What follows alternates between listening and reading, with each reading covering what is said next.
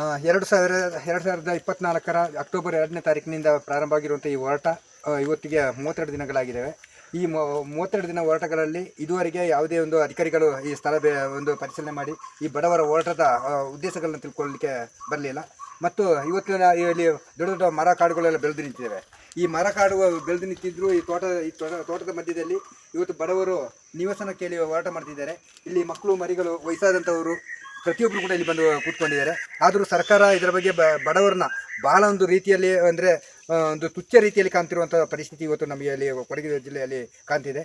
ಇದನ್ನು ನಾವು ಒಕ್ಕಲಿನಿಂದ ಖಂಡಿಸ್ತಿದ್ದೀವಿ. ಮತ್ತು ಇಲ್ಲಿ ಇದರ ಬಗ್ಗೆ ಇನ್ನೊಂದಷ್ಟು ನಾವು ಮಾತಾಡಬೇಕಾದ್ರೆ ನಮ್ಮ ಸಂಘಟನೆಯವರು ಎಲ್ಲ ಶೋಷಿತ ಸಮುದಾಯಗಳು ಮತ್ತು ದಲಿತ ಸಂಘರ್ಷ ಸಮಿತಿಗಳು ಇನ್ನು ಭೂಮಿ ಮತ್ತು ವಸ್ತು ಹೋರಾಟಕ್ಕೆ ಸಂಬಂಧಪಟ್ಟಂಥ ಪ್ರತಿಯೊಬ್ಬ ಹೋರಾಟಗಾರರು ಕೂಡ ಇವತ್ತು ಭೂಮಿ ಉಳಿಸುವಂಥ ಕೆಲಸಗಳು ಮಾಡಬೇಕಾಗಿದೆ.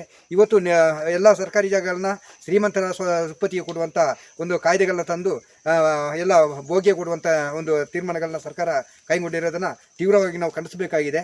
ಇನ್ನು ಕೆಲವು ವರ್ಷಗಳ ನಂತರದಲ್ಲಿ ಇಲ್ಲಿ ಭೂಮಿ ಯಾವುದೇ ಕಾರಣಕ್ಕೂ ಭೂಮಿ ಸಿಗದಂಥ ಪರಿಸ್ಥಿತಿ ಇರುತ್ತೆ.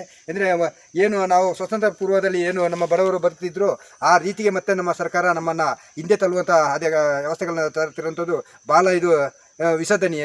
ಇಂಥ ಒಂದು ವಿಚಾರಗಳನ್ನ ನಾವು ತೀವ್ರವಾಗಿ ಖಂಡಿಸ್ತಾ ಇದನ್ನು ನಮ್ಮ ಜಿಲ್ಲಾದ್ಯಂತ ಇದು ಧ್ವನಿ ಮಾಡಿ ಇದನ್ನು ಕೊಡಗು ಜಿಲ್ಲೆಯ ಮೂಲೆ ಮೂಲೆಯಲ್ಲಿ ಇರುವಂಥ ಬಡವರ ಸಮೀಕ್ಷೆಗಳಾಗಬೇಕು, ನಿವೇಶನ ಇಲ್ಲದ ಜನಗಳ ಸಮೀಕ್ಷೆ ಆಗಬೇಕು, ಬಡವರಿಗೆ ಭೂಮಿ ಉಳಿಸಬೇಕು ಅನ್ನೋದರ ಬಗ್ಗೆ ನಾವು ಹೋರಾಟ ಮಾಡಬೇಕು. ಇದು ಪ್ರಾರಂಭ, ಯಾವುದೇ ಕಾರಣಕ್ಕೂ ಇದು ನಿಲ್ಲೋದಿಲ್ಲ.